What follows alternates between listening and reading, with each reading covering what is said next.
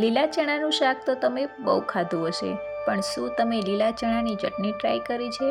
જો ના કરી હોય તો આ વિડીયો ફક્ત તમારા માટે. તો લીલા ચણાની ચટણી બનાવવા માટે આપણે તેલ, હિંગ, લીલા ફોલેલા ચણા, લીલી ડુંગળી, બધા જ વાપરતા હોય એવા ડેઈલી મસાલા, ટમેટાં અને ઝીણા સમારેલા લીલા મરચાં અને લસણને લઈ લીધા છે. પછી આપણે ગેસ ઉપર તપેલું મૂકીને એમાં 3 થી 4 પાવડા જેટલું તેલ નાખી દેવાનું છે. ચટણીમાં થોડું તેલ જેવું દેખાતું હોય તો ચટણી ખાવાની ખૂબ જ મજા આવે છે. તો તેલને આપણે ગરમ થવા દઈશું. તેલ ગરમ થઈ જાય એટલે આપણે એમાં રાઈને એડ કરી દેવાની છે. રાઈ ફૂટી જાય પછી આપણે એમાં અડધી ચમચી જેટલું આખું જીરું એડ કરી દેવાનું છે. પછી આપણે એમાં થોડી અમથી હિંગ નાખી દઈશું અને પછી આપણે લીલા મરચાં અને લસણ જે બારીક કાપીને રાખ્યા હતા એને એડ કરી દેવાના છે. થોડી વાર પછી એમાં આપણે ડુંગળીને એડ કરી દઈશું અને સારી રીતે બધું મિક્સ કરી દેવાની છે. ડુંગળીને આપણે ધીમા તાપ ઉપર સાંતળવાની છે એટલે ડુંગળીનો ટેસ્ટ ચટણીમાં ખૂબ જ સરસ આવે છે. અને મારી ચેનલ પર જો નવા હોય તો વિડીયોને લાઈક, ચેનલને સબસ્ક્રાઈબ કરવાનું ભૂલતા નહીં. પછી આપણે ડુંગળી થોડી ઘણી સતળાઈ જાય પછી એમાં આપણે ઝીણા સમારેલા ટમેટાં કાપીને રાખ્યા હતા એ ટમેટાને એડ કરી દેવાના છે. પછી ડુંગળી અને ટમેટાને સારી રીતે મિક્સ કરી દઈશું.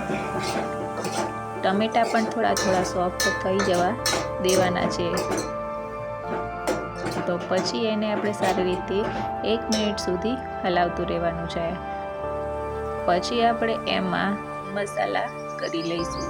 તો એના માટે આપણે સૌપ્રથમ એમાં નાખીશું 1 ચમચી જેટલું ધાણા જીરું પાવડર. ધાણા જીરું પાવડર નાખી દીધા બાદ એમાં આપણે નાખીશું અડધી ચમચી જેટલી હળદર અને ધાણા જીરું તમે તમારા સ્વાદ અકોર્ડિંગ એડ કરી શકો છો.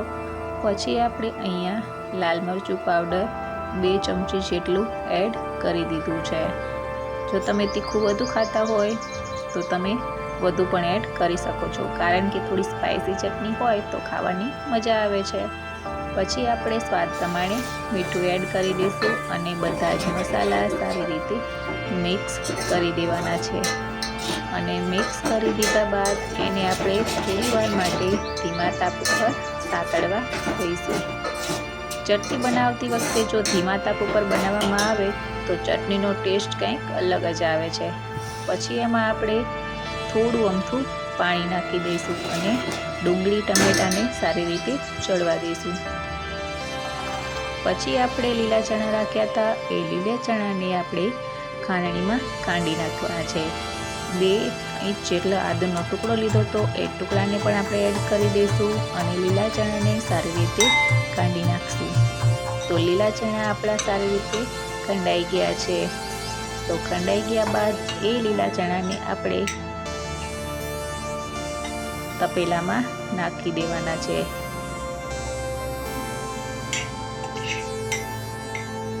તમે આ ચટણી ટ્રાય કરી છે કે નહીં મને એ કમેન્ટ કરવાનું ભૂલતા નહીં.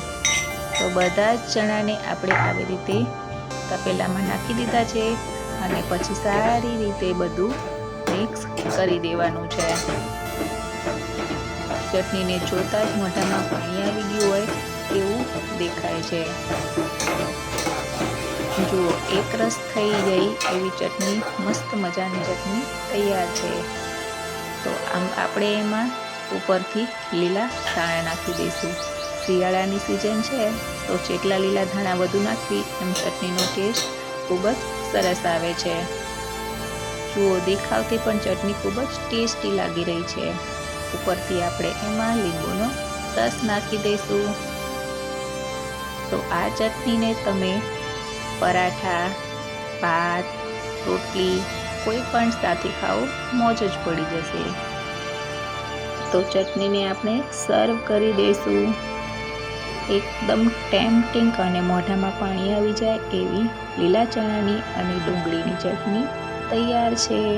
જો મારો આ વિડીયો ગમ્યો હોય તો વિડીયોને લાઈક, કોમેન્ટ અને ચેનલને સબસ્ક્રાઈબ કરવાનું ભૂલતા નહીં. અને બેલ આઇકન જરૂરથી પ્રેસ કરી દેજો. તો મારા નવા વિડીયો તમને એની નોટિફિકેશન જલ્દીથી મળી જાય. તો ખાઓ પીઓ એન્જોય કરો. આવજો.